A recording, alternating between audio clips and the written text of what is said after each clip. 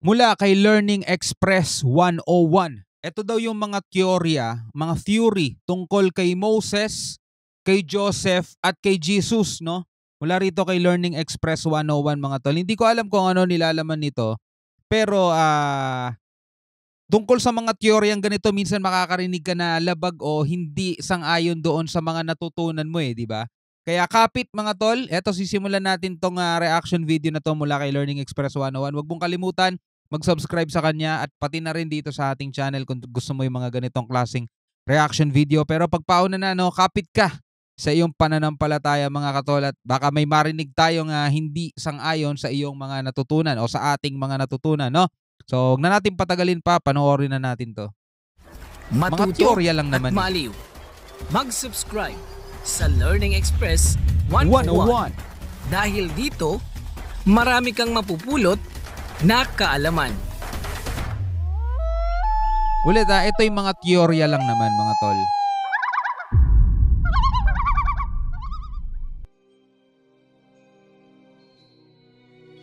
Ayan, kumusta mga ka-LE? At welcome sa ating channel, ang Learning Express 101. May interesanteng bagay tayong pag-uusapan ngayon. Papasukin natin ang religious territory. Kaya naman ito ng ating disclaimer para makapag-umpisa na tayo. Ang video na ito ay isang educational video. Kami ay walang intensyong manakit ng kahit anong paniniwala at religious organization. Ginagalang namin ang opinyon at paniniwala ng bawat manunood. Ang video na ito ay hindi sumisimbolo sa aming paniniwala bilang individual at paniniwala ng management ng Learning Express 101. No hate, KLE, just love. Ngayong may disclaimer na tayo at pwede nang magsimula, kumuha ka na ng ensaymada at kape. Umupo at mag-relax dahil pag-uusapan na natin ang religious territory. Matagal na nating natalakay sa ating channel na ang karamihan sa mga kilalang kwento na ating nababasa sa Biblia ay hiniram lamang ng mga sinaunang Hebrew writers sa ibang mas matatandang kultura. At ang bakas ng panghihiram na ito mula sa mitolohiya ng mas matatandang sibilisasyon ay makikita natin sa Old Testament.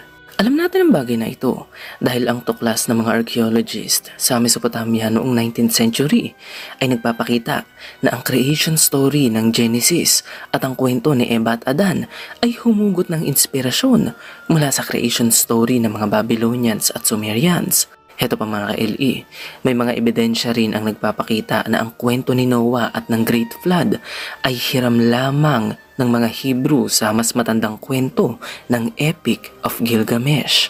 Sa dulong bahagi ng epikong ito, nakilala ni Gilgamesh ang isang matandang lalaki na nagngangalang Sayusudra, ang Sumerian version ni Noah. Tulad ni Noah ng Bible, si Gilgamesh rin ay inutusan ng kanyang Diyos na lumikha ng isang higanting barko upang kanyang mailigtas ang kanyang sarili, pamilya at mga hayop sa paparating na baha. Ngayon mga ka-LE, ang kwento rin ng isa pang Old Testament hero ay may parallel din sa kwento ng isang Akkadian king. At ang Old Testament hero na aking tinutukoy ay si Moses. Alam niyo ba na ang kanyang iconic story kung saan siya ay inilagay ng kanyang nanay sa isang basket at pinaanod sa ilog ay hiniram lamang sa mas matandang kwento ni King Sargon of Akkad. Tulad ni Moses, si Baby Sargon din ay inilagay ng kanyang ina sa isang basket at pinaanod sa ilog. Nang siya ay magbinata, nakilala rin niya ang Diyos at siya ay naging isang dakilang tao.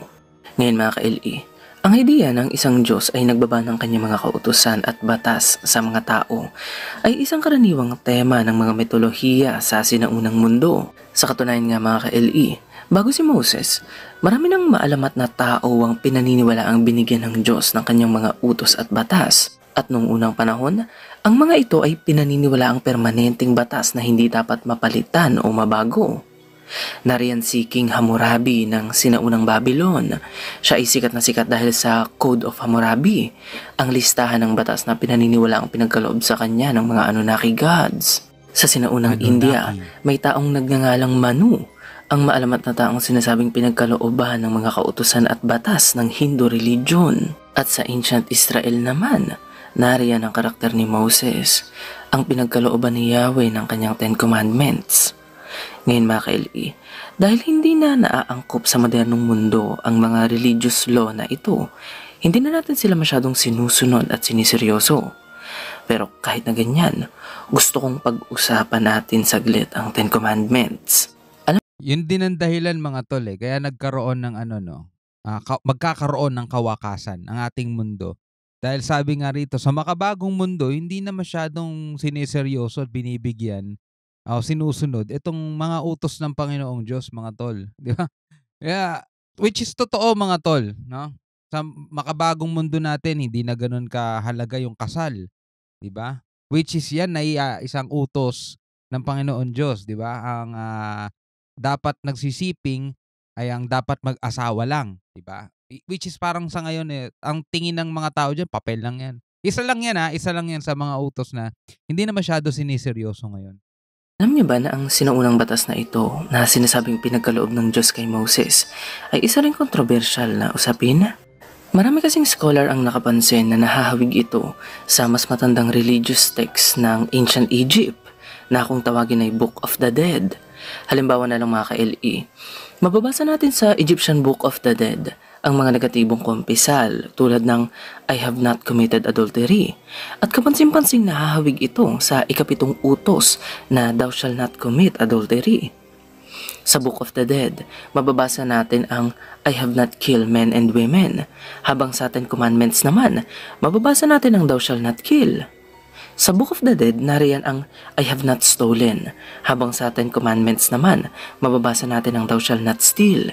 Ngayon mga ka-LE, maraming tao ang nagsasabi na nagkataon lamang ang pagkakahawig na ito dahil parehong pinag-uusapan ng dalawang kasulatang ito ang moralidad at kaayusan sa buhay ng tao. At wala namang problema sa idea na yan. Pero heto ang tanong, maliit ba talaga ang probabilidad na naimpluwensyahan nga ng ancient Egyptian culture ang Ten Commandments? Silipin nga natin saglit ang mga basic information tungkol kay Moses para makita natin ang sagot. Ngayon mga ka-LE, kanino ba nanggaling ang Ten Commandments? Hindi ba't kay Moses? Ngayon, ayon sa kwento na ibinigay sa atin ng Biblia, saang bansa ba lumaki si Moses? Hindi ba't sa Ancient Egypt? Ngayon mga ka-LE, hindi ba nakakapaghinala ang bagay na ito? Ang taong pinagmula ng Ten Commandments na si Moses ay lumaki sa Egypt. At Wait lang. Hindi kay Moises o hindi kay Moses galing ang Ten Commandments, mga tol. Alam din nyo yan. No? O alam nyo kung saan nang galing ang Ten Commandments na ibinigay kay Moses, mga tol. No? So tuloy natin to. Hindi ito yung hindi ito yung mismong mga 10 utos na si Moses ang nagimbento o si Moses ang gumawa para ipatupad sa mga Israelita, no? Yan ay binigay din sa kanya para sundin, no?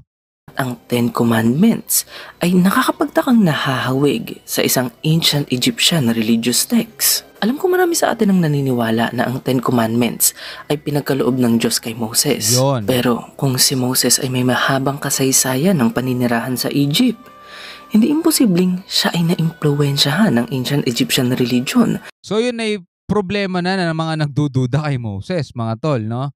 Yun ay problema na nila, di ba? Kaya nahahawig ang ilang bahagi ng Ten Commandments sa Egyptian Book of the Dead. Kung totoo ang sinasabi ng Bible na si Moses ay lumaki sa isang Egyptian palace, hindi mahirap isipin na siya ay natutong bumasa roon at hindi rin mahirap imaginein na ilang beses na niyang nabasa ang Egyptian Book of the Dead bago niya patayin ng isang Egyptian at tumakas sa bansang ito. Ngayon mga ka-LE, ang mga yan ay ilan lamang sa mga kwentong napatunayan na ng mga eksperto na hiniram ng Biblia mula sa ibang kultura. Siyempre marami pang biblical stories ang hiniram ng mga ancient Hebrew writers sa iba't ibang kultura. Pero hindi na muna natin pag-uusapan ng mga yan. Pero ang problema dun sa mga ekspertong nagsasabi, mga tol, diba? Ano ang kredibilidad na pwede nating ibigay sa kanila para masabing fair sila, no? Kasi pwede kang gumawa ng isang bagay na magdi-discredit sa Bible, di ba? Pwede kang gumawa ng kwento, hindi yung Bible, kinuha lang nito yan eh. Para i-discredit mo yung Bible o para pawalang halagahan mo yung Bible, di ba? Parang ganito na lang yan eh, sa isang problema ng tao, sa isang problema dito sa mga batas ng tao. Ito yung katotohanan. Pero para maging walang kwenta ang katotohanan o para mapasinungalingan mo yung katotohanan, gagawa ka ng isang kwentong pwedeng paniwalaan ng marami at yung kasinungalingan na yun na mas magiging makatotohanan kesa dito sa totoong katotohanan, 'di ba? Ewan ko kung na-gets ninyo yung ibig ko sabihin mga tol, Halimbawa na lang mga tol, sa saan ba puwedeng ikumpara? Sa mga nakukulong, 'di ba? Minsan kung ano yung kasinungalingan, yung mga paratang mas nagiging makatotohanan kaysa doon sa katotohanan o dun sa totoong nangyari mga tol. Kaya marami nakukulong, napaparusahan na wala naman talagang kasalanan, 'di ba? Kasi mas matimbang, yung ebidensyang, gawa-gawa lang, kaysa yung totoong ebidensya, 'di ba?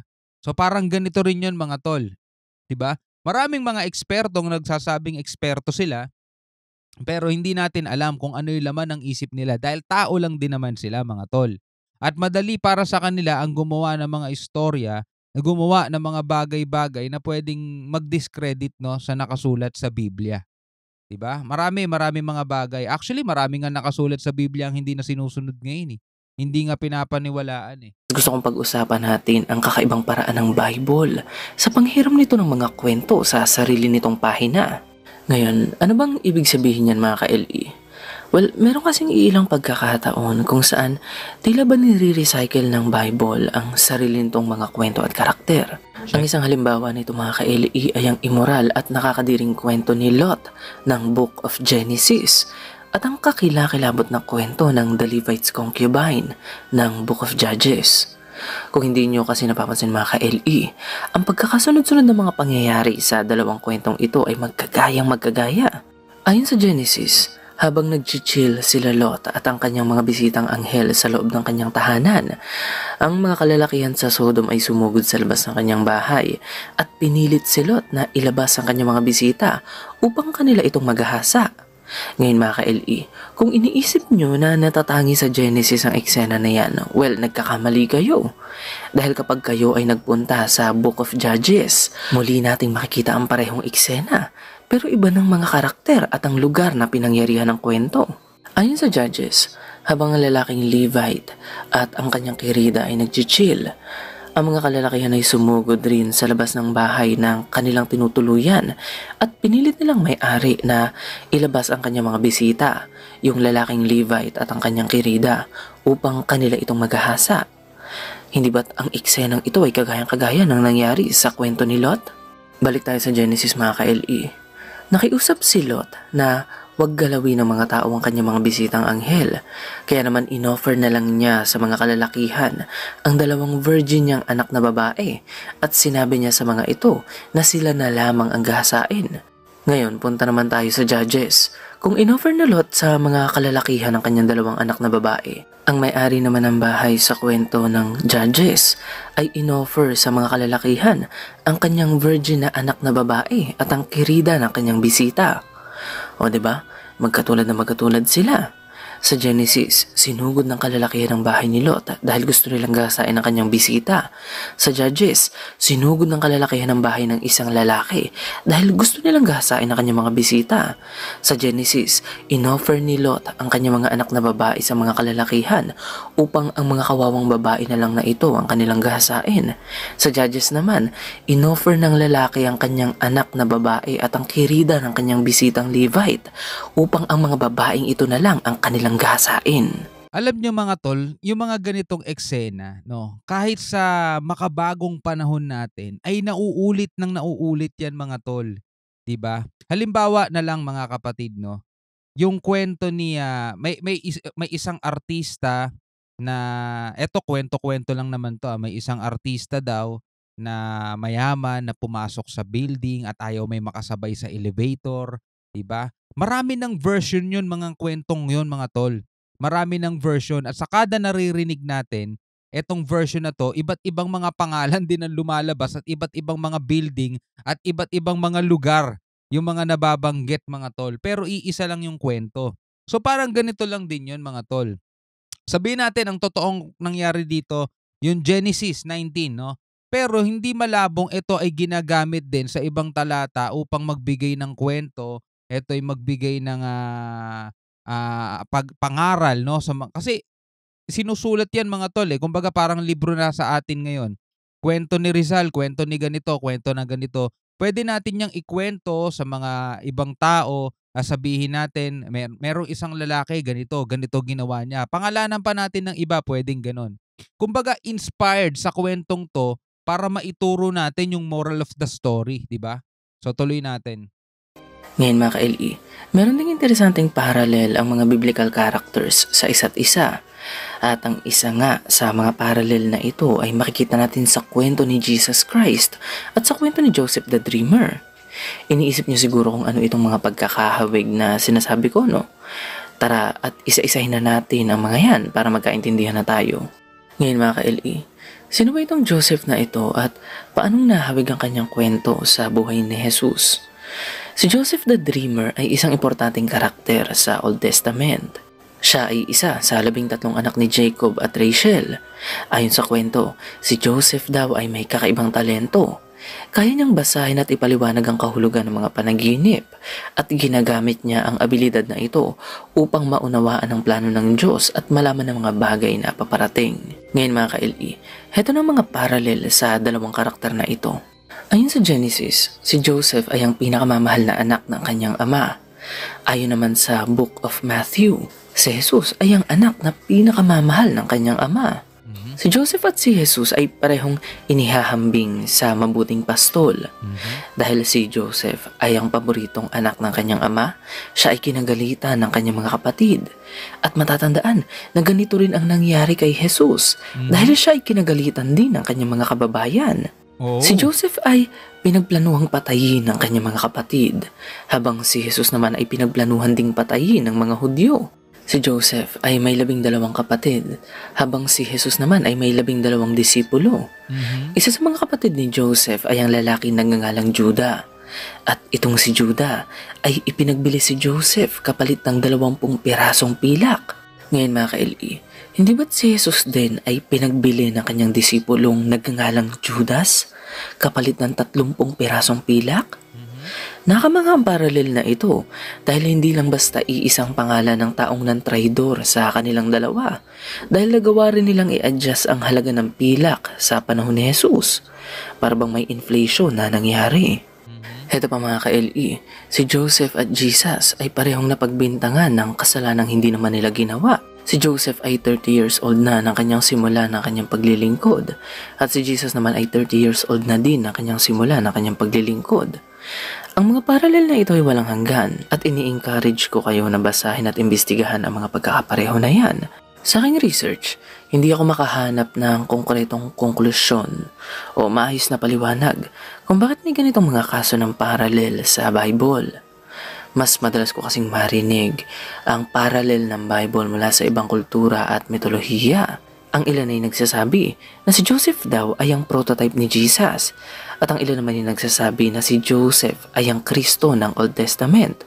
Habang ang iba naman ay nagsasabi na inimbento lang daw kasi ng mga Romano si Jesus at kumuha sila ng inspirasyon sa karakter ni Joseph, kaya may parallel na ganito. Pero kayo mga ka-LE, ano sa tingin niyo ang maayos na paliwanag para sa parallel ni Joseph at Jesus?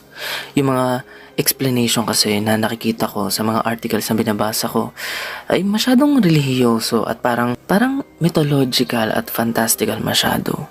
Kayo mga ka-LE, comment nyo na lang kung ano yung inyong palagay. O since naman nagtatanong din naman si Learning Express kung ano yung mga masasabi natin dyan mga tol. Lahat ng klase ng bagay sa mundo mga tol ay pwede nating bigyan ng ganitong klaseng perspektibo, 'di ba? Kahit yung buhay mo pwede mong itulad sa buhay ni ganito at pwede mong sabihin magkapareho tayo. Yung kapanganakan mo, yung bilang ng pangalan mo, yung date mo, pwede mong bigyan ng mga kahulugan yung mga bagay na ganyan.